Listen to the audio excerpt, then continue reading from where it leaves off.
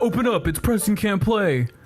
I've got Preston Black here with me, and here's my badge. I'm Cowboy 100 pounds of pure muscle, a human dynamo, Tom Mitchell. Open up right now. It's a Let's Play. And now play the intro music. Preston Can't Play. That's called a cold open, baby. Yeah, that's a good one. That's how you do them. Yeah. Welcome back. Welcome back from that cold open. We're in Icicle Inn. We're in the haunted tundra. Found a turbo ether. That's kind of cool. The frigid north. I'm supposed to examine something. Why is that bed a bomb? An excellent question. Thanks. I have the courage to ask the questions other people just won't ask, I guess. I wrote, examine objects for story stuff. Good thing you write such clear clues, clear directions. Here we go. I'm not going to do this. What is weapon? Ladies and gentlemen, boys and girls, welcome back to the only WWE recap show within a Let's Play. Over here in the left corner, weighing in at 100 punches of fury, it's Preston, the Piston Black. Preston the Piston. Preston the Piston. Okay. And his challenger today, weighing in at 101 punches of unrelenting fury. It's Cowboy, 100 pounds of pure muscle, a human dynamo, Tom Mitchell. Sometimes I forget part of it, and it gets a little stumbly. So we're in a post Wrestlemania world. Yep. The last time I hung out with Preston, we were in a pre-Wrestlemania world, and he spat out all of his predictions, and he said if he was wrong about any of them, he would personally eat his hat. So here we are. We're recapping. I have not watched WrestleMania. I'm still really in some complex feelings. It's less about wrestling now, and it's more just about WWE. Hi, I'm a complex person. I contain multitudes.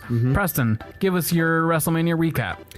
What did everyone miss? Do you want to start from the top of the card and work down, or do you just want to do it from memory? I don't know if I could remember everything. I don't have it written down or anything. We're off to a blistering start so far. Do you want to use your phone that you have with the internet to bring up the card and... Yeah. I'll talk about it? I guess I'll just do all the hard work. You just play video games and I'll do research? Is that really what we've come to? Okay, all right. Oh, this is what I want. Wrestlemania. Got my map of a place that I haven't been yet, and I don't know anything about. Okay, Preb. Match type Cruiserweight Championship. Participants Buddy Murphy versus Tony Ness. Tony Do you need Nese. the winner or the method? No, that was... I didn't watch that match because it was on the pre-show, and I missed the pre-show almost entirely. I got like the very last couple seconds of the Andre the Giant Battle Royale. But I'm aware that Tony Nese won, which I did not predict. I said that I thought Buddy Murphy was going to keep it. Wow. Oh, I don't have enough money to use the Blasted Inn. That's nice. Yeah, I was really surprised by that. But it was announced this week during the Superstar shakeup that Buddy Murphy's being drafted to the main roster. Bummer. Or the mainer roster, I should say. Mainer. Since 205 Live is technically a main roster. Okay. So that makes sense that they wanted to clear him up to move on to bigger and better things. Women's Battle Royal. Participants, many. Yeah. I really wanted to say that part. I thought it was fun. Get the exposition already? I did, okay. Women's Battle Royal, the winner was Carmella. Yeah. I didn't catch that. And that bores me. I'm not interested. Carmella's a good wrestler. She's great, but they're not going to use that for anything. Okay. Raw Tag Team Championships. The Revival versus Zack Ryder and Kurt Hawkins. Zack Ryder and Kurt Hawkins won the tag championships. Zack Ryder, who appeared on TV one time since last WrestleMania, and Kurt Hawkins, whose gimmick slowly transitioned into his near 300 match losing streak. That's awful. Since he re-signed with WWE like 2 years ago. They're both great. And it's sort of a nostalgia thing because they started as a tag team. And then I don't know if Kurt Hawkins left and that's why they split up, or they got split up for other reasons. But they're old pals. They came up together, so that's kind of nice. And I really like Zack Ryder, so I'm excited that he got his a big moment. A couple of years ago, they used to do a multi-man ladder match for the Intercontinental title. Okay. That was like kind of a tradition for a while, and those were great matches. And Zack Ryder won, and it was a huge moment. Everyone went nuts. His dad was there. It was a really, really, really awesome moment. And the next night on Raw, The Miz came out and was like, if you're a real champion, you'll put that belt up for grabs right now, and I challenge you. And they had the match, and Miz beat him. And Damn. The Miz was the Intercontinental champion for like 3 years. And Zack Ryder was off TV for the same amount of time. I'm sure it's just a transitional thing. They're probably going to have... They also just brought up from NXT their current tag team champions, War Raiders, I believe they're called in NXT. On the main roster, they're billed as the Viking Experience. Oh, that's fun. It's so dumb. You hate all the good names. It's so dumb. That's up there with Boss Hug Connection. Yeah, it's such a dumb name. What? Maybe you're. But they're cool, and I'm sure I'll get over it, or they'll change it or something. All right, I have to talk to this person. Andre the Giant Battle Royal. Bronny the Strowman won that after he murdered the gentleman from Saturday Night Live. Colin Jost. Yes, and Michael Shea. Hold on, I have to do a thing here. Yeah, again, I didn't see that. I was totally bored by that. Luke Harper made his televised debut re-debut after his 6 months long injury leave. Damn. And has already requested his release from the company. Hell yeah, dog. He seemed like he was so excited to be back from injury. Oh, the Turks, that's cool. And he was posting on Twitter about how excited he was to be back. His official return to the ring was an untelevised match at WrestleMania Access, which he was really hyped about, and all of his messaging was, it doesn't matter how big the match is, you make it special, and by all accounts he put on this really awesome match with some fella who I don't know.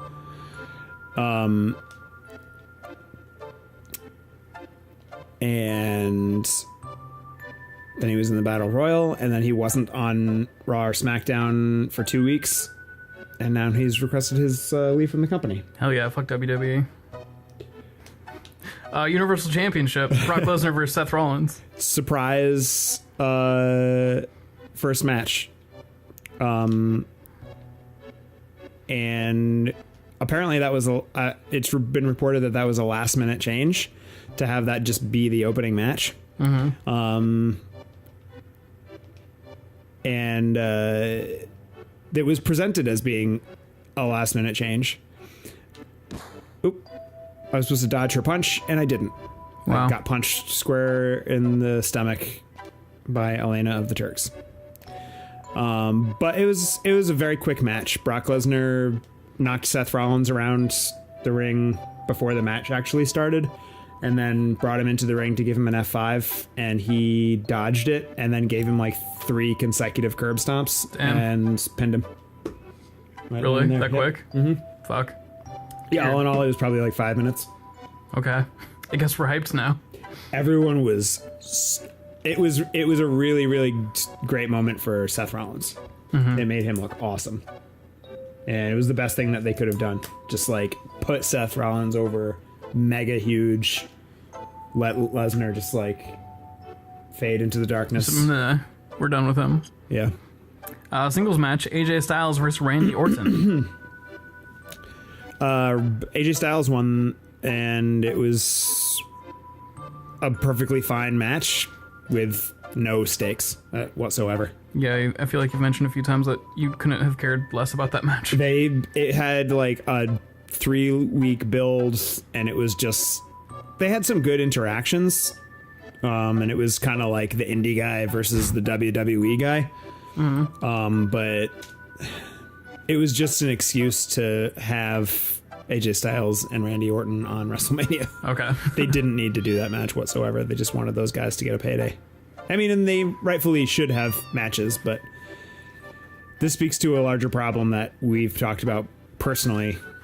That WWE's booking is complete horseshit. And snowboard, huh? Yeah, we're going snowboarding. Did you see it had some sweet, like, Ed Hardy decals on it? Fuck yeah.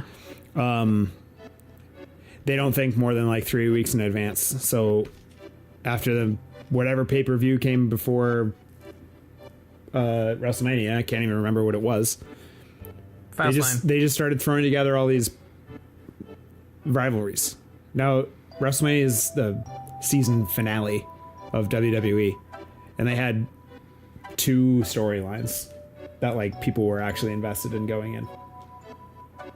The women's title and... Well, 3, I guess, because, yeah, the Universal title, the women's title, and the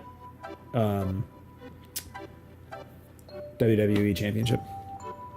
And everything else was just like, I guess we're having a match. Even though, like, women's tag titles, which were this big deal, they just were like, all right, have a match. There's no real story here. Yeah. SmackDown Tag Team Champions. The Usos versus The Bar versus Aleister Black and Ricochet versus Rusev and Shinsuke Nakamura. That was a great-ass match. Really? Yeah. Again, one that was thrown together with really no narrative. But everyone in that match is amazing, and it was a really fantastic match. At one point, what my favorite part in the match was Cesaro started giving Ricochet the giant swing. Okay. You know what that is? No. That's where he just like picks a guy up by his like feet and just like spins around as many times as he possibly can. Okay. And he did it it had to have been like 2 or 3 minutes of just him spinning around in concentric circles with Ricochet, like dangling by his feet. Okay. Jesus. And just like spinning. And during that time, the Sheamus did I can't remember exactly what it's called. I think it's called like 10 Beats of the Bowery or something. It's where he gets the guy on the outside of the rope and he pulls their head back and he like pounds their chest. Okay. He did that to every other person in the match while on the ropes, while Cesaro was doing the giant swing. So like he's doing the swing. Individually, people keep trying to hop up to like interfere, and Cesaro Sheamus just grab him, spin him around, and pound their chest. It was a really, really awesome moment. The Usos won, which was fine. They're really great.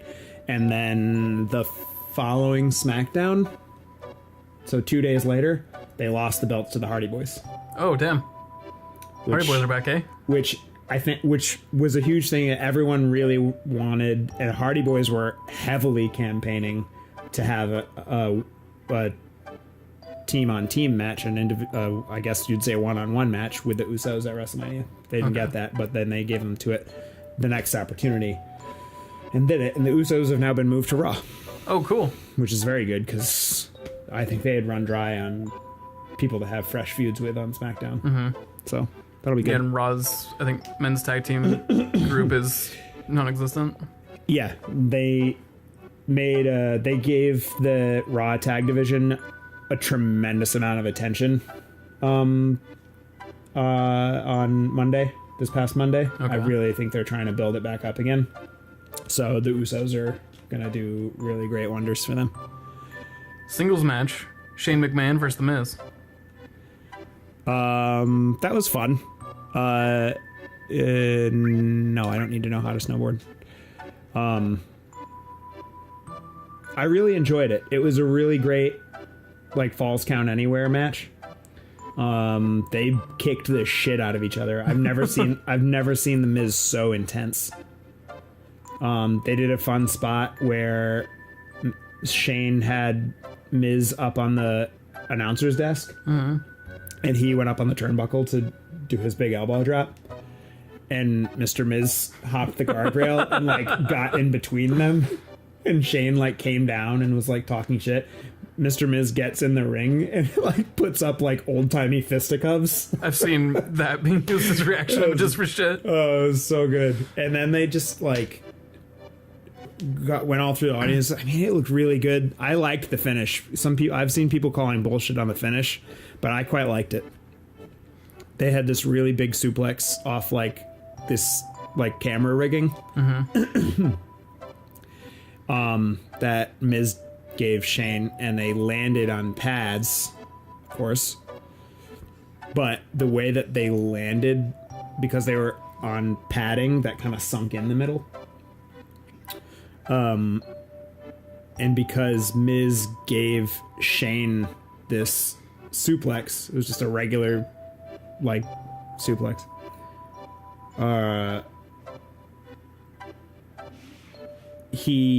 Shane landed like with his like shoulder and arm like over Miz. Okay. So like they were both like out, but because his body was just positioned like that, the ref counted the three. Gotcha. So Shane won the match technically, but it was just kind of on a technicality. I'm gonna go snowboarding real quick if you don't mind. But it was a great match. And their feud is continuing. Oh, really? Yeah. Women's Tag Team Champions. Boston Hug Connection, which is a good tag team name. The Iconics versus Beth Phoenix and Natalia versus Nia Jackson Tamina. I'm gonna be totally honest with you. Ooh. I kind of tuned out. Because it was a women's match? It was a very long show, and because there was no real story to be invested in here, I was only half paying attention. That being said, I'm mega stoked that the Iconics won. I love the Iconics. Okay. And it's high time that they treated them as more than just like a comedy heel duo. But it's caused some trials and tribulations backstage. I like that you're also skateboarding. I'm snowboarding, excuse me. Yeah, but you're pushing like it's a skateboard. Just when you get started. Well, how else do you get started? You just wait for gravity to... Certainly, you don't expect my feet to be strapped into the board. I should be taking snowboarding tips from the guy running into 3 different snowmen. You're right. This controls so poorly. Yeah, it's probably the controller, huh? Stop it. Oh, I have a brake. Okay, that's cool.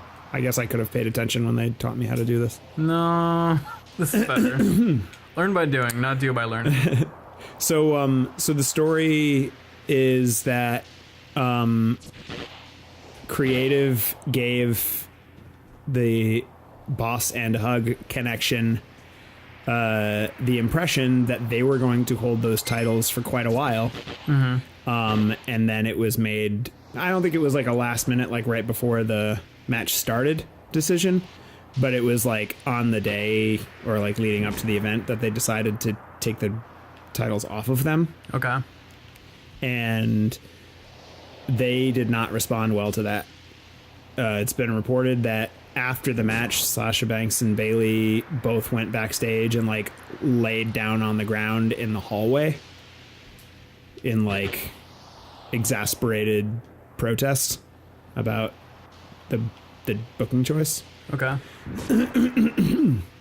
And it's caused Sasha Banks to also request to be released from the company. And I don't think it's been confirmed in any way whether or not they're going to grant that release. Wasn't she talking about wanting a release a while ago too, though? I don't remember hearing about that. It wouldn't surprise me. She's booked like garbage. I thought she was talking about wanting to get out like 3 or 4 months ago. That could very well be true. I don't remember hearing about it, but what's up? Yes. Yep. It's a good thing we have Tom here and this microphone in my throat. Sorry, I'm snowboarding. Sorry that I interrupted. Oh, that's okay. We're Right. truly. Oop. Bailey's been moved to SmackDown, Okay. and Sasha Banks hasn't been on TV since. She's on hiatus. Well, she thinks about her options. I saw that. Like, hey, I really don't want to do this anymore. Well, how about we just give you a break and you can decide if Yeah. you really want to ask us to free you from this contract. Look, I don't necessarily... Sorry, my voice is scraggly because I had coffee right before we started. Yeah, that sounds nice. I don't entirely agree with the aspect of reacting like that because your titles got taken off of you. Well, it's not that. I mean, she's been getting booked like trash for a while. But that's the thing. I mean, and maybe what you say is true, that she has mentioned wanting to leave before, and this was just like the last straw or something. Mm-hmm. I genuinely don't remember ever hearing about her wanting to leave in the past. So like, yeah, so I don't know. I can't agree with like, that aspect of it, like just because you lost your titles that you're just out the door. But yeah, that being said, she has been booked like complete garbage. They've treated her and Bailey like complete horse shit for the past like year solid. Bailey even worse. But they haven't utilized Sasha as best as they could, but they've legitimately booked Bailey like complete garbage. And their whole like 6-month like lead up into being a tag team seemed real slapdash and bad. So I don't blame her for wanting to leave, and honestly I wouldn't blame Bailey either. Hopefully moving her to SmackDown is going to give them an opportunity to like refresh. But it's a lot. I'm really excited about the Iconics though. I'm sad about the other stuff, but I'm happy about the Iconics. It's complicated. WWE Championship, Daniel Bryan versus Kofi Kingston. Amazing match. Kofi won, which I, along with most everyone else, predicted. I think they would have been shooting themselves in the foot pretty hard if they hadn't had done that. It was a really nice moment for Kofi. Everyone was excited. He's got the old title back, not the hemp title. Ugh. Yeah. What'd they do with that one? Just put it in a garbage can? I think they did, actually. I don't know. Daniel Bryan unfortunately suffered an injury during that match. Okay. Which is not great, but hopefully it's not too serious. But it was a beautiful match. United States Championship, Samoa Joe versus Rey Mysterio. Absolute squash. It was like 30 seconds. Really? Yep. Forbes has given it a D, which is the lowest score I've seen so far. So there's some controversy, right? Because Rey Mysterio is this really well-respected wrestler, and they actually gave this match a little bit of build. And it started, and Rey got like 1 or 2 moves off, and then Joe put him to sleep. Damn. And so my argument against that being a poor choice is that Joe is like in his peak right now. Yeah. Right? Rey Mysterio is fine. He's legend status. Everyone loves him. His losses don't matter. Yeah. He's fine. He doesn't need that win. Joe does. Joe's another one who, because of some slightly poor booking choices / unfortunate injuries, has never been able to be built up quite as much as he deserves to be. And what he needed was a really definitive, like, squash. No, I'm keeping this title. Taking the belt off of him at this point would have severely damaged his credibility in the ring.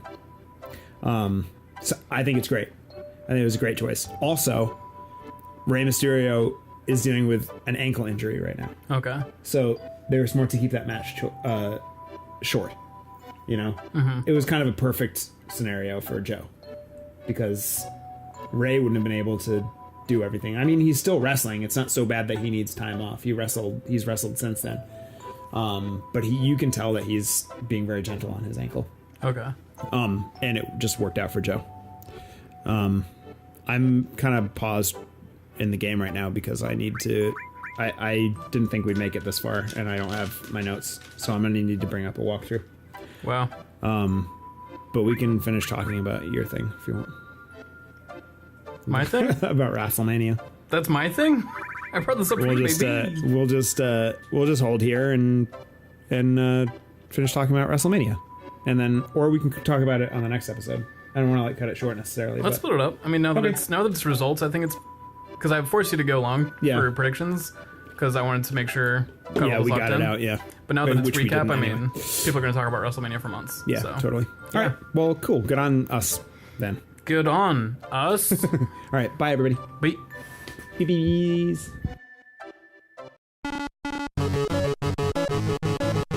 Pressing and play. Continue.